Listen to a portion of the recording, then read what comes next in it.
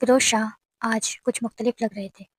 ان کے چہرے پر وہ سختی نہیں تھی جو اکثر دفتر کے کاموں کے بعد نظر آتی تھی۔ شام کے وقت جب وہ گھر آئے تو سیدھا ردا کے سامنے رک گئے اور پرسکون لہجے میں بولے، ردا، تیار ہو جاؤ، ہمیں 2 دن کے لیے باہر جانا ہے۔ ردا نے حیرت سے ان کی طرف دیکھا۔ کیا مطلب، ہم دونوں ساتھ؟ فیروز شاہ نے سر ہلاتے ہوئے کہا، ہاں، میں نے سوچا کام کے ساتھ تھوڑا سا وقت تمہارے ساتھ بھی گزار لوں۔ صبح ایک میٹنگ ہے مگر شامیں صرف ہماری ہوں گی۔ ردا کا چہرہ خوشی سے دمک اٹھا۔ وہ تیزی سے کمرے کی طرف بھاگی، الماری کھولی اور اپنے پسندیدہ جوڑے نکالنے لگی۔ دل ہی دل میں سوچ رہی تھی، کتنے دنوں بعد فیروز شاہ نے مجھے خود ساتھ چلنے کو کہا ہے۔ اب ہم گھومیں گے، پھریں گے، سیر کریں گے۔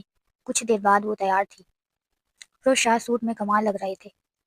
سب گھر والے کو پہلے ہی انفارم کر چکے تھے۔ بی جان نے دعاؤں کے ساتھ رخصت کیا۔ وہ کار کے پاس کھڑے